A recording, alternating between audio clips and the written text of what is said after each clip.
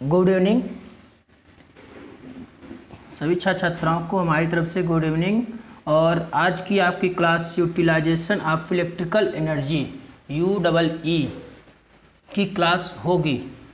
तो आपको बता दूं कि क्लास स्टार्ट करने से पहले आपको बता दूं कि अभी तक आपने अगर चैनल को सब्सक्राइब नहीं किया है तो चैनल को सब्सक्राइब कर लीजिए और बेल आइकन को भी दबा लीजिए जिससे कि आपको सबसे पहले आपको नोटिफिकेशन मिल जाए क्लास की।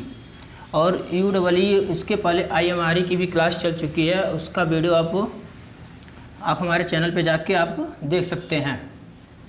तो अब इसके बाद जो लेक्चर होगा वो होगा ADD 2 का होगा, लेकिन आज की क्लास आपकी UEE की है। इसमें आपको 25 से 30 क्वेश्चन तक के कराए जाएंगे और इसमें आप क्या कहते हैं, देखिए आपकी प्रैक्टिस इस टाइम क्या आपको है कि आपके एग्ज़ाम पोस्टपोन हुए थे, इसलिए आपको सब कुछ आप लोग पढ़ चुका है। बस आपको MCQ की क्वेश्चन की प्रैक्टिस करनी है, बहुत अधिक डीप में जाके उसकी समझने की ज़रूरत इस टाइम नहीं है, क्योंकि अब आपके पास समझने का टाइम नहीं, बस प्रैक्टिस की ज़रूरत है। अधिक से अधिक क्वेश्चन आपको हो सकें। और लेक्चर अगर हम बहुत अधिक समझाने लगेंगे तो लेक्चर बहुत ही ज़्यादा लंबा होने लगेगा, इसलिए चलिए 20-30 सेकेंड और वेट कर लेते हैं। जिसको जुड़ना है आप अपने दोस्तों को भी बता दीजिए कि क्लास स्टार्ट हो गई है और जिसको जुड़ना है वो जुड़ जाए। और एक चीज़ और है कि अगर कोई भी दिक्कत होती है किसी भी क्वेश्चन में, न्यूमेरिकल में, जो भी है, आप देखिए यहाँ पर हर सब कुछ इस ऑनलाइन तुरंत समझाना बहुत अधिक पॉसिबल नहीं है, लेकिन जितना हो पाएगा उतना समझाया जाएगा। और आपको अगर दिक्कत आती है कुछ भी तो आप ग्रुप में, डिस्क्रिप्शन बॉक्स में आपको टेलीग्राम और व्हाट्सएप ग्रुप है, उसमें आप जाके द इंजीनियर नाम से जो आपको ID दिखाई देगी उस पर आपको पर्सनल मैसेज करके आप पोस्ट क्वेश्चन कर सकते हैं। तो चलिए आज की आपकी क्लास स्टार्ट किया जाता है। तो आपके सामने आपके स्क्रीन पे आज का पहला क्वेश्चन आपके दिखाई दे रहा है। तो आज का पहला क्वेश्चन जो आपका है UEE का पहला क्वेश्चन, तो देखिए क्या कह रहा है, कैंडेला किसकी इकाई है। कैंडेला सबसे सिंपल क्वेश्चन से स्टार्ट किया गया है। यूनिट पूछा जाता है, हमेशा यूनिट पूछा जाएगा, यूनिट पूछा जाता है बहुत से जगह का। UEE आपका इलेक्ट्रिकल का आप में बहुत ही इम्पोर्टेंट है, यूनिट बहुत ज़्यादा पूछे जा सकते हैं। यूनिट हुआ आपको क्या कहते हैं कि उसके यूनिट पूछा जाता है आपको। कैंडेला किसकी इकाई होती है, तो याद रखिए कैंडेला किसकी इकाई होती है, वेवलेंथ की होगी कि लुमिनस इंटेंसिटी। देखिए हिंदी इंग्लिश दोनों है, इंग्लिश पे आप ज़्यादा फोकस करिए, आप फोकस इंग्लिश पे ज़्यादा करिए, क्योंकि आपको हिंदी आपके पेपर में कैसे होगा, हिंदी उसका कुछ पता नहीं। आपको इंग्लिश वाला वर्ड हमेशा चेंज नहीं होता, इंग्लिश वाले वर्ड सेम रहते हैं, जो भी इंग्लिश के वर्ड हैं उसको चेंज नहीं होता है। वो आपको इंग्लिश पे ही ज़्यादा फोकस है, टेक्निकल टर्म जितने हैं सब इंग्लिश में है। तो इसलिए आपको क्या कहते हैं, अब आपको बताना है कि कैंडेला किसकी इकाई है। जल्दी से कमेंट बॉक्स में कमेंट करते हैं। आपको भी बताइए कि वीडियो आपको अगर पसंद आएगा तो कमेंट बॉक्स में कमेंट करके बता दीजिएगा, जैसा आपको लेक्चर आपको पसंद आएगी। चलिए तो बताते हैं कैंडेला किसकी इकाई है। तो कैंडेला तुम्हारा होता है लुमिनस इंटेंसिटी की, ज्योति तीव्रता। एक तरह से देखिए चमकदार तीव्रता लिखा है, लेकिन ज्योति तीव्रता भी इसको कहते हैं, इसको ज्योति तीव्रता भी बोला जाता है, ज्योति तीव्रता भी बोला जाता है। तो कैंडेला किसकी इकाई होती है, ज्योति तीव्रता यानी कि लुमिनस इंटेंसिटी की। ऑप्शन नंबर 20 सही हो जाएगा। चलिए अब बढ़ते हैं अगले क्वेश्चन की तरफ। देखिए क्वेश्चन क्या बोला है, देखिए जहाँ तक हो पाया हिंदी इंग्लिश दोनों मिक्स करके बनाया गया है, लेकिन जो हिंदी में सही से पॉसिबल नहीं था बनाना उसको इसीलिए इंग्लिश में ही रखा गया है। हम समझा देंगे इसका मतलब क्या है। Solid angle is expressed in term. Solid angle मतलब, सॉलिड एंगल तो आप समझ में आ रहा है, एक्सप्रेस्ड मतलब होता है प्रदर्शित करना, इन टर्म ऑफ। इन चारों ऑप्शन में से ये बताना है कि जो सॉलिड एंगल है किसके द्वारा प्रदर्शित किया जाता है, किसके द्वारा प्रदर्शित किया जाता है, यही बताना है। इसका मतलब है सॉलिड एंगल को किसके द्वारा प्रदर्शित किया जाता है। तो बताइए सॉलिड एंगल किसके द्वारा प्रदर्शित किया जाएगा। तो सॉलिड एंगल जो तुम्हारा दिया है, देखिए पहला ऑप्शन क्या दिया है, पहला ऑप्शन देखिए क्या दिया आपको, रेडियन या radian by metre, radian, steradian, degree. तीनों में से कौन, चारों में से कौन। तो याद रखिए जो सॉलिड एंगल होता है वो तुम्हारा स्टेरेडियन से ही प्रदर्शित किया जाता है। ऑप्शन C सही हो जाएगा, स्टेरेडियन। स्टेरेडियन सॉलिड एंगल को किसके द्वारा प्रदर्शित किया जाता है, तो स्टेरेडियन के द्वारा प्रदर्शित किया जाता है। चलिए आगे बढ़ते हैं तीसरे नंबर क्वेश्चन की तरफ। स्क्रीन पे दिखाई दे रहा होगा सही क्वेश्चन आपको। चलिए अगला क्वेश्चन बढ़ते हैं। कौन सा लैंप सबसे अच्छा रंग प्रतिपादन सूचकांक है, यानी कि इसमें से ये बताना है कि एलईडी, फ्लोरोसेंट और इनकैंडेसेंट और हाई प्रेशर सोडियम वेपर में से इन चारों में से कौन सा कलर रेंडरिंग इंडेक्स CRI सबसे अच्छा होता है। किस लैंप की CRI सबसे अच्छा होता है। देखिए CRI का फुल फॉर्म भी याद रख लीजिए, CRI का फुल फॉर्म भी पूछा जा सकता है, कलर रेंडरिंग इंडेक्स। कौन सा? कलर रेंडरिंग इंडेक्स, रंग प्रतिपादन सूचकांक। हिंदी क्या है? रंग प्रतिपादन सूचकांक। तो हमेशा याद रखिए किसका होता है, किस तरह का होता है, किस लैंप का होता है, किस लैंप का सबसे अधिक होता है। लैंप मतलब आपका लैंप एलईडी की फ्लोरोसेंट की इनकैंडेसेंट, कौन सा? तो हमेशा जो होता है इनकैंडेसेंट का जो होता है, ये ऑप्शन सी सही हो जाएगा। इसका CRI सबसे अच्छा होता है, ऑप्शन नंबर सी। चलिए अब बढ़ते हैं चौथे क्वेश्चन की तरफ। अब क्या पूछ रहा है कि किस लैंप का, कौन सा लैंप सीधे सेल और सौर सेल का मतलब सोलर से होता है। सोलर सेल किस लैंप को सोलर सेल से जोड़ा जा सकता है, ये पूछा जा रहा है कि कौन सा लैंप सीधे सौर सेल से जोड़ा सकता है। कि देखिए बताना ये है कि ये option A, option B, option C, इन चारों लैंप को में से ये बताना है कि कौन सा सोलर सेल के साथ सीधा जोड़ा जा सकता है। सोलर सेल के साथ सीधा किसको जोड़ा जा सकता है, जल्दी से आंसर बताइए। कमेंट करते जाइए जल्दी जल्दी, और जो नहीं अभी तक जुड़ा उसको भी बता दीजिए। तो याद रखिए जो तुम्हारा होता है एलईडी, जो होता है एलईडी, इसको सीधे सोलर सेल के साथ जोड़ा जा सकता है। एलईडी जुड़ता है सोलर सेल के साथ, डायरेक्ट जुड़ सकता है एलईडी। चलिए अब बढ़ते हैं क्वेश्चन नंबर 5 की तरफ। क्वेश्चन नंबर 5 क्या बोल रहा है? क्वेश्चन नंबर 5 क्या बोल रहा है? Candela by metre square. देखिए इसका मतलब ये है candela by metre square, candela पर मीटर स्क्वायर। देखो कैंडेला बाई मीटर वर्ग लिखा है, किस मात्रा की इकाई है। तो इसका मतलब क्या पूछ रहा है कि कैंडेला पर मीटर स्क्वायर किस क्वांटिटी की इकाई होती है, किसका यूनिट होता है। इल्यूमिनस की होती है, किलोमीनस प्लस की होती है, किलोमीनस की होती है। इल्यूमिनस और लुमिनस दोनों अलग चीज़ है। लुमिनस इंटेंसिटी किसका होता है, तो हमेशा जो तुम्हारा होता है, देखो कैंडेला पर मीटर स्क्वायर तुम्हारा लुमिनस की होता है, ऑप्शन सी सही हो जाएगा। लुमिनस की होती है, लुमिनस, ऑप्शन सी सही हो जाएगा, ऑप्शन सी सही होगा, ऑप्शन सी। अब चलिए आते हैं अगले क्वेश्चन की तरफ, 6वां नंबर क्वेश्चन। देखो क्वेश्चन 6वां क्या बोल रहा है, स्क्रीन दिखाई दे रही होगी। कौन सा लैंप अंतर्राष्ट्रीय खेल क्षेत्र को रोशन करने के लिए सबसे उपयोग होता है। यानी कि आपको ये बताना है कि जो चारों ऑप्शन दिए गए हैं ये, इनमें से किस लैंप का यूज, यानी किस लाइट का यूज या किस लैंप का यूज हमेशा इंटरनेशनल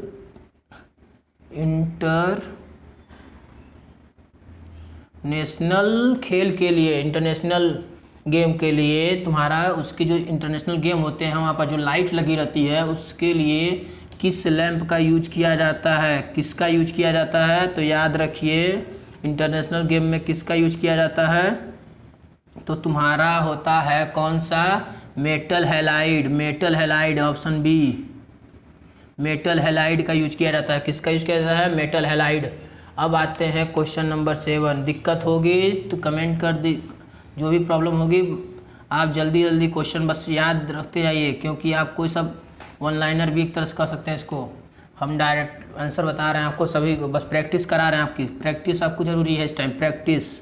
चलिए आगे बढ़ते हैं, अगला क्वेश्चन। एलईडी के मामले में एलईडी के मामले में ड्राइवर का क्या काम है, एलईडी के मामले में ड्राइवर का क्या काम है।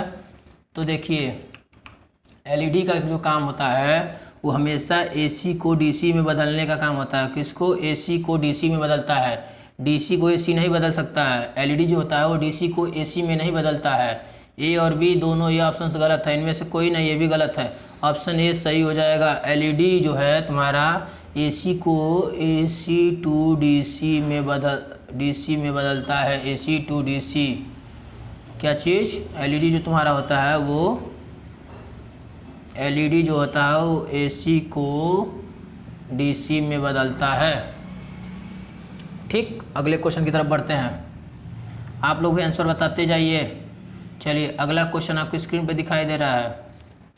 The range of visual spectrum, क्या पूछ रहा है? Visual spectrum.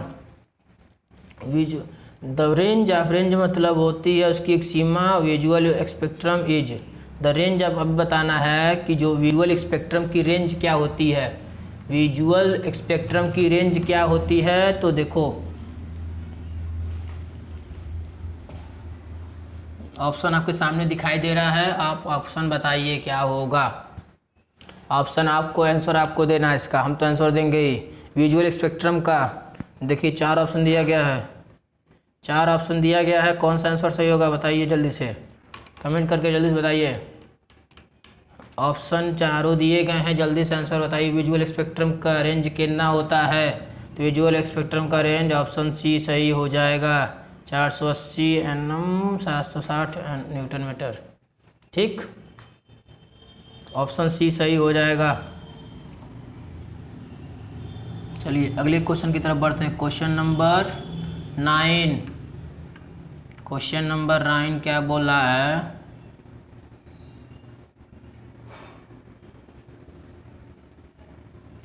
रोशनी प्रौद्योगिकी में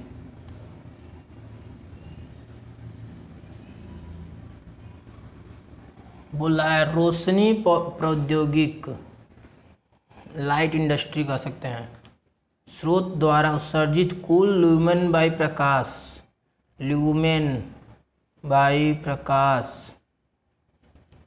ठीक, ल्यूमेन या प्रकाश की बर्बादी के बाद उपलब्ध कुल लुमेन किसके बराबर होता है?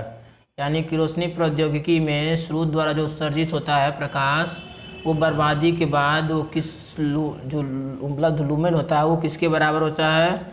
तो ऑप्शन दिया गया है अपशिष्ट प्रकाश कारक, उपयोग कारक, बीम कारक, अवशोषण कारक। तो कौन सा होगा ऑप्शन? तो हमेशा याद रखो अपशिष्ट प्रकाश कारक के बराबर होता है ऑप्शन ए। अपशिष्ट प्रकाश कारक के बराबर होगा किसके? अपशिष्ट प्रकाश कारक। जो स्रोत द्वारा उत्सर्जित होता है प्रकाश वो किसके बाद होता है? बर्बादी के बाद किसके बाद होता है? लुमेन जो होता है किसके बराबर होता है? अपशिष्ट प्रकाश कारक के बराबर होगा। क्वेश्चन नंबर 10 की तरफ बढ़ते हैं। क्वेश्चन नंबर 10 क्या कह रहा है आज का? देखिए स्क्रीन दिखाई दे रही होगी। चलो ठीक, तो देखो 10वां नंबर क्वेश्चन क्या बोला है? निम्नलिखित में से किस लैंप में अधिकतम जलने का समय है? यानी कि जो चारों ऑप्शन दिए गए हैं इसमें से कौन सा लैंप सबसे अधिक जलता है? सबसे अधिक टाइम तक कौन जलता है? बर्निंग, बर्निंग, बर्निंग, जलने का मतलब बर्निंग से है। तो देखो याद रखो, जो देखो कॉम्पैक्ट फ्लोरोसेंट तो नहीं हो सकता है, ये अधिक समय तक नहीं जलता है। मेटल हैलाइड ये भी नहीं अधिक जलता है। इनफेंसेंट ये भी नहीं जलता है। तो एलईडी ऑप्शन ए सही है। एलईडी जो है तुम्हारा वो बहुत अधिक समय तक जलता है। एलईडी का फुल फॉर्म क्या होगा ये आप कमेंट करके हमको बताएंगे। एलईडी का फुल फॉर्म क्या होगा ये कमेंट करके आप बताएंगे हमको। आप हमको कमेंट करके एलईडी का फुल फॉर्म बताइएगा, और लेक्चर कैसा लग रहा है ये भी बताइएगा। चलिए अब आते हैं अगले क्वेश्चन की तरफ। 11 नंबर क्वेश्चन क्या बोल रहा है? 11 नंबर क्वेश्चन जो आपका बोल रहा है वो बोल रहा है illumination can be expressed. Expressed का मतलब प्रदर्शित से होता है। एक्सप्रेस्ड का मतलब प्रदर्शित होता है। कैन बी, इल्यूमिनेशन को किसके द्वारा? कैन, देखो बोला illumination can be expressed in, illumination को प्रदर्शित किया जा सकता है। कैन बी लिखा है तो किया जा सकता है। किसमें प्रदर्शित किया जा सकता है? तो इल्यूमिनेशन को देखो ऑप्शन जो आपके दिए गए हैं वो दिया गया है रेडियन, लक्स, ल्यूमेन कैंडेला। किस में प्रदर्शित किया जा सकता है? इल्यूमिनेशन को किस में प्रदर्शित किया जा सकता है? तो लक्स में। किस में? लक्स में। ऑप्शन बी सही होगा, ऑप्शन बी सही हो जाएगा, लक्स में। किस में करते हैं? लक्स में। चलिए एक अगला क्वेश्चन की तरफ बढ़ते हैं। आपके अगला क्वेश्चन क्या बोल रहा है?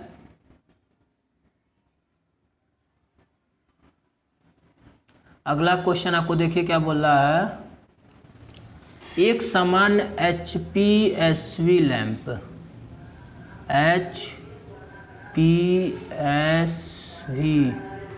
HPSV लैंप की चमकदार प्रभावकारिता ल्यूमिनस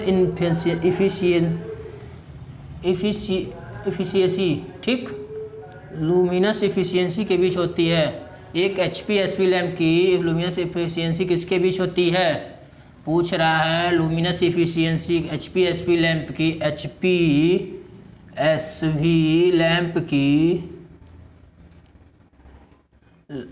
लैंप की लूमिनस इफिशियंसी जो होती है वो किसके बीच होती है? 40 से 70 के बीच होगी, कि 70 से 120 होगा, कि 120 से 200 होगा, कि 110 से 40 होगा। तो जो लूमिनस इफिशियंसी होती है किसी HPSV लैंप की, तो वो तुम्हारा होता है 70 से 120 LM पर वाट। कितना होता है? 70 से 120, 70 से 120। तो ऑप्शन कौन सा सही हो जाएगा? तो option number 20, sorry, option B सही हो जाएगा। ठीक, ऑप्शन बी सही होगा। चलिए बढ़ते हैं अगले क्वेश्चन की तरफ। क्वेश्चन नंबर 13 आज का देखिए, लिखा है, क्या लिखा है? पढ़ो। Properties of good heating element. Properties मतलब होता है गुड से उसके, ठीक, गुड मतलब अच्छा, हीटिंग एलिमेंट मतलब तापीय तत्व या तापीय कंपोनेंट कह सकते हो, या उसके कोई पार्ट्स की बात की जा सकती है, हीटिंग एलिमेंट। तो ये बताना है तुमको properties of good heating element. तो किसी भी हीटिंग एलिमेंट के, अच्छे हीटिंग एलिमेंट की प्रॉपर्टी क्या होती है? तो ये याद रखो, देखो किसी भी अच्छे हीटिंग एलिमेंट की प्रॉपर्टी हाई रेजिस्टेंस सही है, हाई मेल्टिंग पॉइंट ये भी सही है, लो टेम्परेचर कोफिशिएंट ये भी सही है। तो आंसर कौन सा हो जाएगा? आंसर डी हो जाएगा, आंसर डी हो जाएगा। Good heating element, properties of good element क्या क्या होता है? High resistance, high melting point, low temperature coefficient, all of the above. सही है, ऑप्शन डी सही हो जाएगा। ठीक, चलो अब बढ़ते हैं क्वेश्चन की तरफ। Question number 14, power equation of, क्या बोला है? Power equation of, sorry, question number 14 की तरफ बढ़ना है। क्वेश्चन नंबर 14 क्या बोल रहा है? ताप तत्व के दुर्घटनाग्रस्त होने के कारण, ताप तत्व यानी कि हीटिंग एलिमेंट, या हीटिंग एलिमेंट की ही बात कर रही है, हीटिंग एलिमेंट, ठीक, हीटिंग एलिमेंट के दुर्घटनाग्रस्त होने का कारण क्या होता है? तो गर्म स्थान बनना, तापमान गुणांक, ऑक्सीकरण, कोई नहीं। ऑप्शन कौन सा सही होगा? तो ये जो कोई भी हीटिंग एलिमेंट होता है उसके दुर्घटना, यानी कोई भी ताप तत्व जो है, ठीक, जो ताप तत्व हैं वो उसके दुर्घटनाग्रस्त होने का कारण क्या होता है? गर्म स्थान बनना। क्या? गर्म स्थान बनना। किसके कारण होता है? गर्म स्थान। अगर कोई भी हीटिंग एलिमेंट उसमें जब कोई गर्म स्थान बनने लगता है, उसमें हीटिंग बहुत अधिक होने लगती है, टेम्परेचर बढ़ने लगता है उसका, तो जो उसका क्या कहते हैं, उसका गर्म एक स्थान बनने लगता है, जिसके कारण वो दुर्घटनाग्रस्त हो जाता है ना, कि वो दुर्घटना यानी कोई एक्सीडेंट हो सकता है। तो इसलिए ऑप्शन ए सही हो जाएगा। चलो अब बढ़ते हैं क्वेश्चन नंबर 15 की तरफ। क्वेश्चन नंबर 15 देखो क्या बोला है। क्वेश्चन नंबर 15 बोल रहा है power equation of dielectric heating.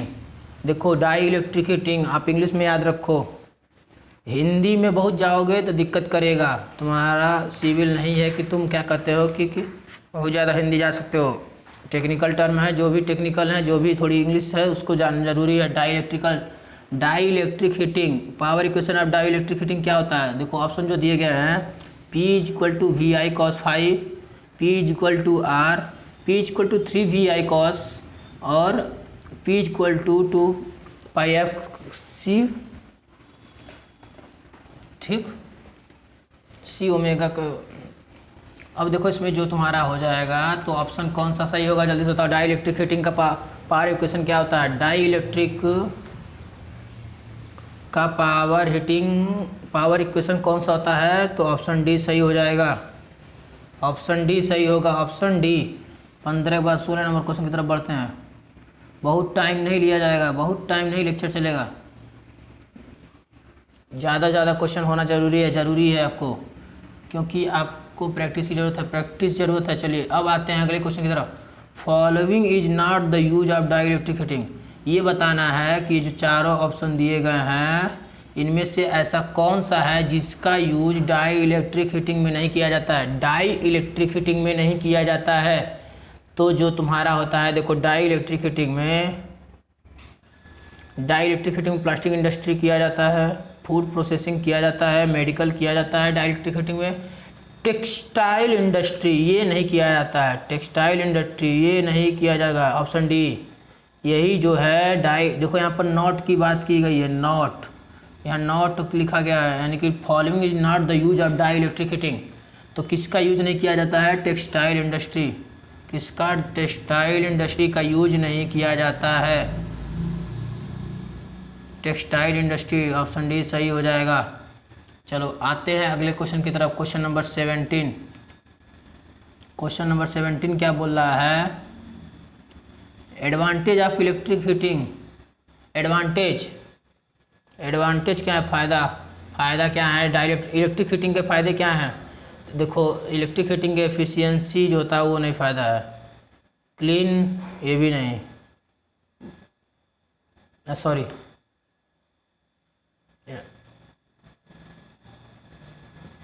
Advantage पूछा है ना, हमको दिमाग में डिसएडवांटेज आ रहा था।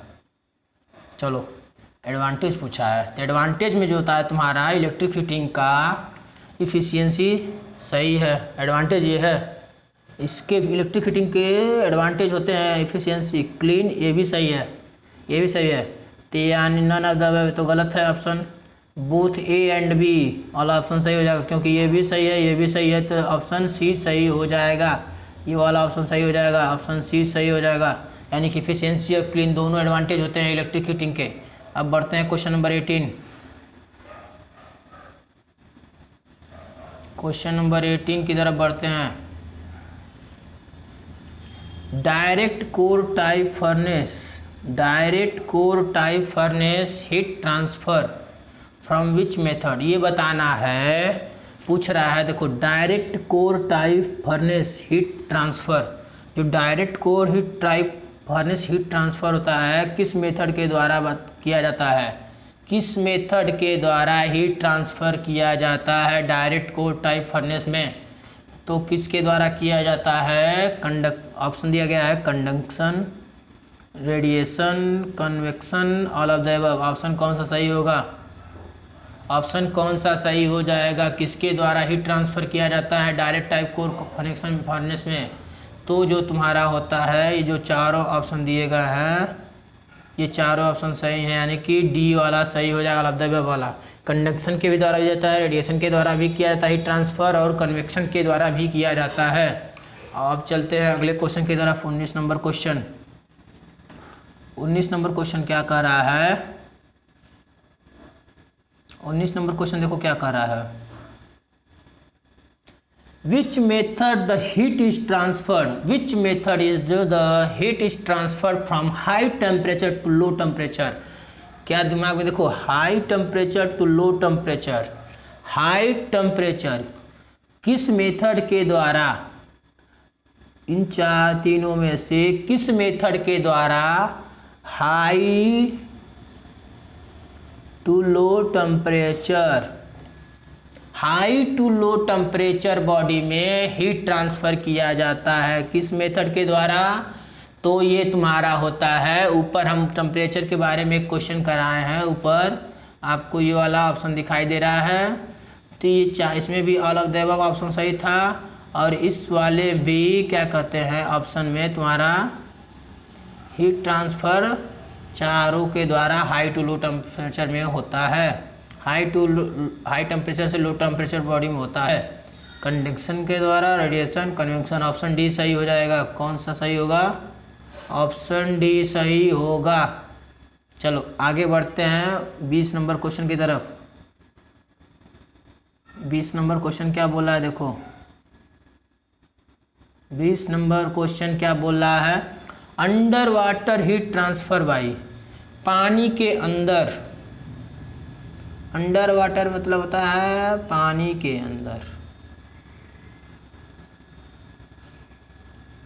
पानी के अंदर किसके द्वारा हीट ट्रांसफर होगा? तो पानी के अंदर जो होता है कन्वेक्शन। इंग्लिश में याद रखो कन्वेक्शन, हिंदी पे बहुत ज़्यादा मजा आओ। कन्वेक्शन के द्वारा अंडर वाटर हीट ट्रांसफर होता है। किसके द्वारा? कन्वेक्शन। कन्वेक्शन स्पेलिंग दिखाई दे रहा, स्पेलिंग याद कर लो। कन्वेक्शन के द्वारा होता है अंडर वाटर हीट ट्रांसफर। तो इसका जो आंसर हो जाएगा under water heat transfer by convection. Convection, ठीक। अब आगे बढ़ते हैं किस नंबर क्वेश्चन की तरफ।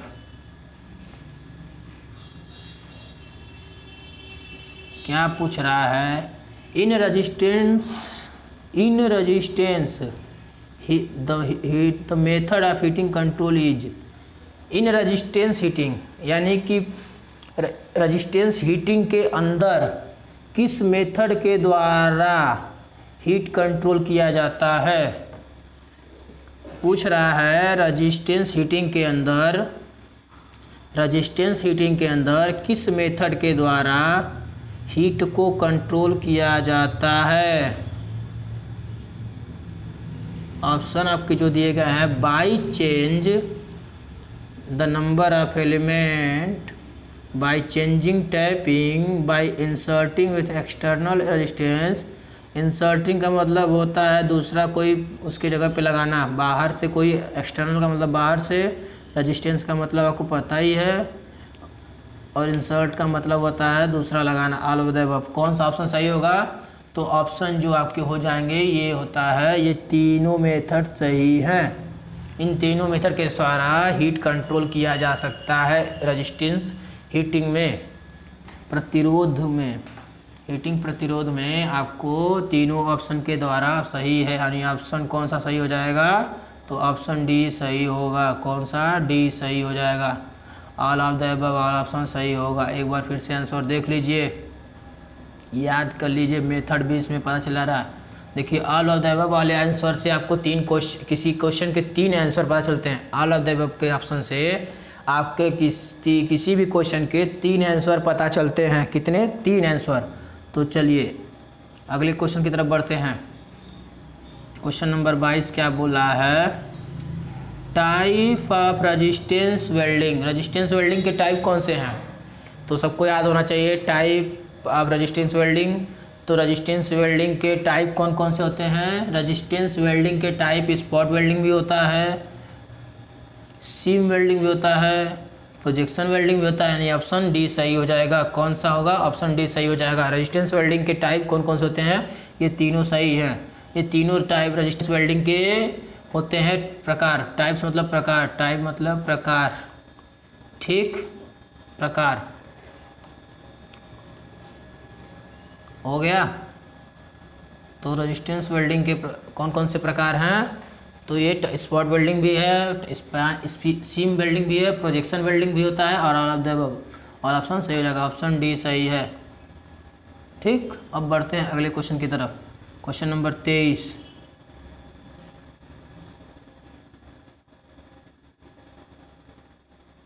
क्वेश्चन नंबर 23 क्या बोल रहा है? कॉमन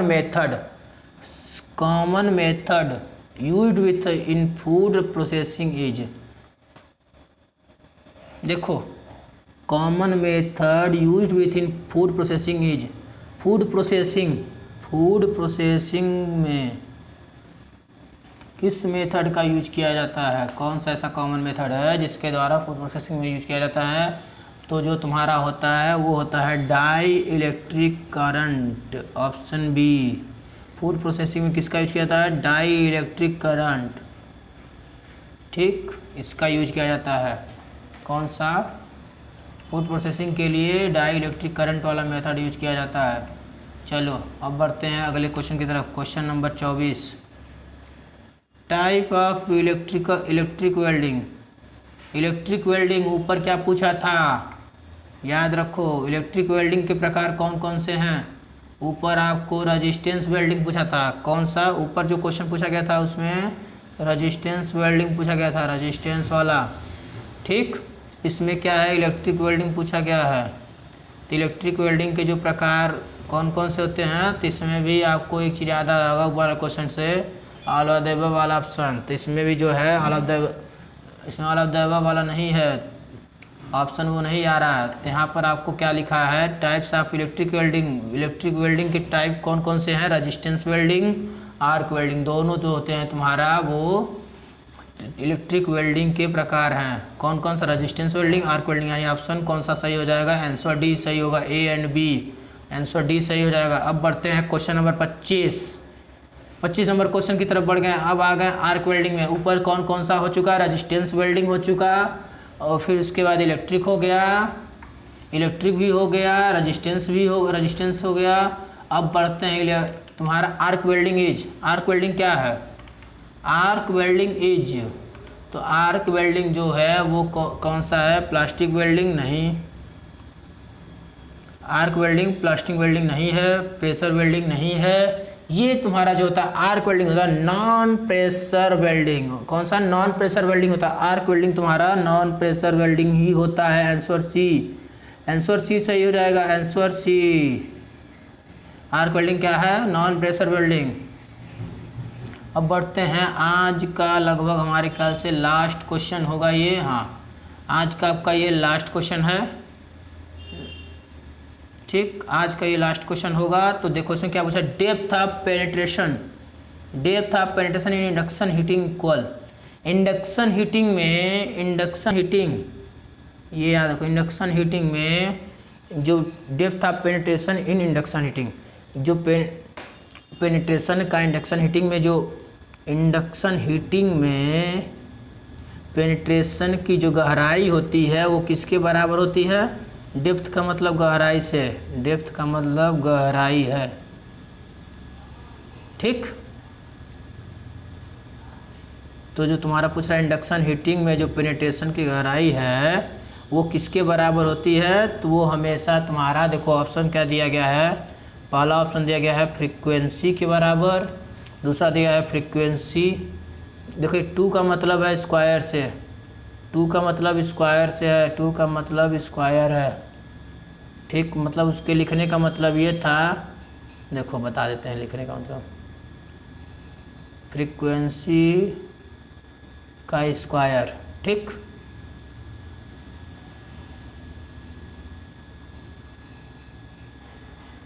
फ्रीक्वेंसी का स्क्वायर है।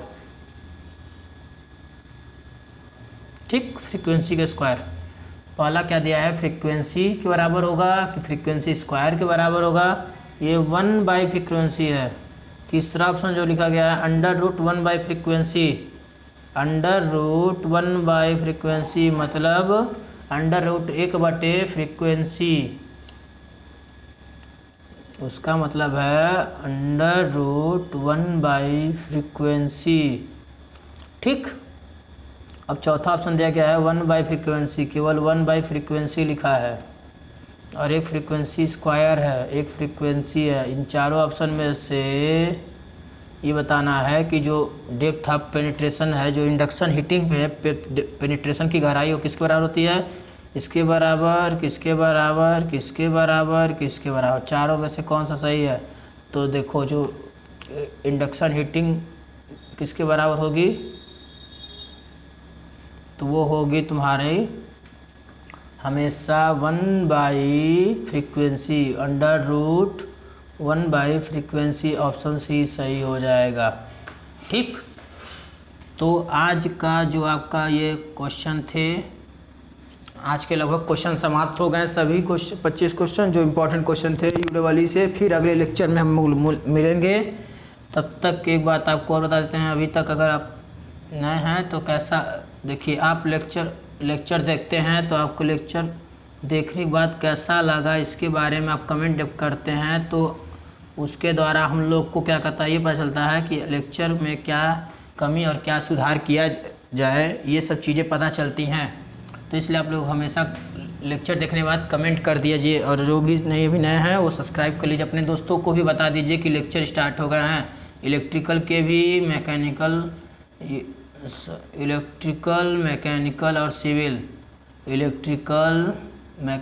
और सिविल, तीनों के लेक्चर चल रहे हैं।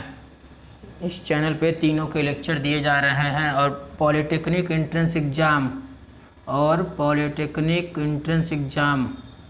पॉलिटेक्निक के आपके जो भी दोस्त होंगे